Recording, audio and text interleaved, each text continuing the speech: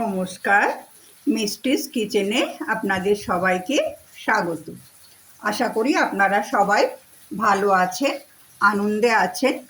আজ আমি আপনাদের বানিয়ে দেখাবো পাকা আমের মালপোয়া। আপনারা মালপোয়া তো অনেক খেয়েছেন, আশা করি পাকা আমের মালপোয়াও খেয়েছেন। এখন বাজারে তো প্রচুর আম, পাকা আম প্রচুর পাওয়া যাচ্ছে। পাকা আমের মালপোয়া বানানোর জন্যে আমি প্রথমে নেব 1 কাপ সুজি আর 1 কাপ ময়দা, আর দেবো 1/2 কাপ চিনি, আর তারপরে এতে এই আমের কাঠটা দিয়ে দেবো।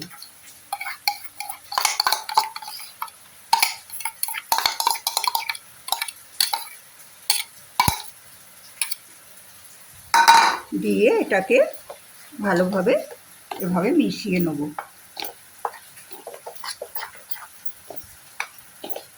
আমি এর মধ্যে অল্প একটু জল দেবো, কিন্তু বেশি জল দেবো না, বেশি জল দিলে এটা পাতলা হয়ে যাবে। জলটা দেবো আস্তে আস্তে দেবো।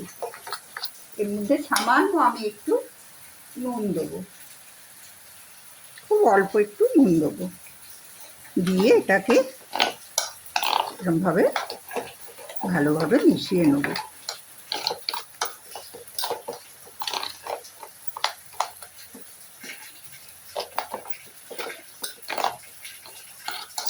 এটা এখন খুবই ঘন হয়ে গেছে। আমি এটার মধ্যে আবার একটু জল মেশাবো, কারণ আমি সুজি দিয়েছি, সুজিতে তো প্রচুর জল টেনে নেয়, সেজন্যে আরও একটু জল দিলাম।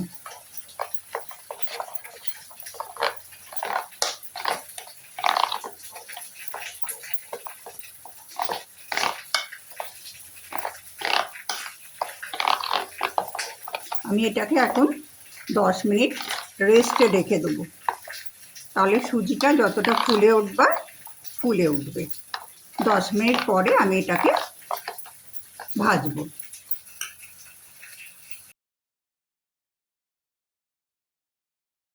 এটা আমি 10 মিনিট রেস্টে রেখে দিয়েছিলাম। এবারে আমি এর মধ্যে একটু মৌরি মেশাবো। মৌরিটা দিলে একটা খুব সুন্দর গন্ধ হয়। আপনারা ইচ্ছে হলে মৌরিটা একটু ভেঙে নিয়েও দিতে পারেন। আমি কড়ায় তেল বসিয়েছি, তেলটা আমার গরম হয়ে গেছে। এবারে আমি আস্তে আস্তে একটা একটা করে মালপোয়া তেলে ছাড়ব।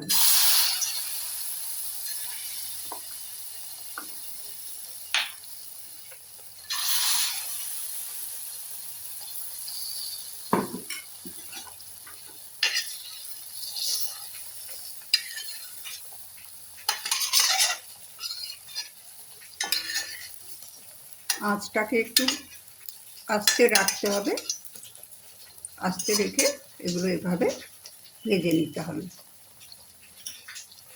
আমি আরেকটা মালপোয়া দিয়ে দেবো।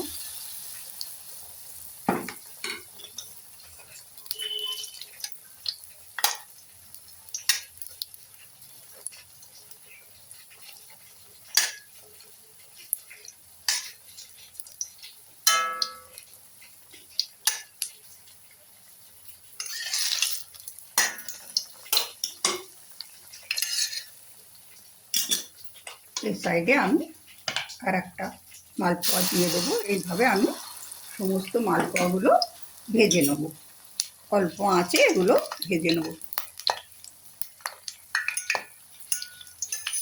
আর পাকা আমের মালপোয়া পরিবেশনের জন্যে তৈরি। আমার এই রেসিপিটা যদি আপনাদের ভালো লাগে তাহলে লাইক করবেন, বন্ধুবান্ধব আত্মীয় স্বজনদের সঙ্গে শেয়ার করবেন এবং আমার চ্যানেলকে সাবস্ক্রাইব করবেন এবং কমেন্টে জানাবেন আমার রেসিপিগুলো আপনাদের কেমন লাগছে। আপনাদের কমেন্ট পড়তে আমার ভীষণ ভালো লাগে। আজ এখানেই শেষ করছি ভিডিও। সবাই ভালো থাকবেন, সুস্থ থাকবেন।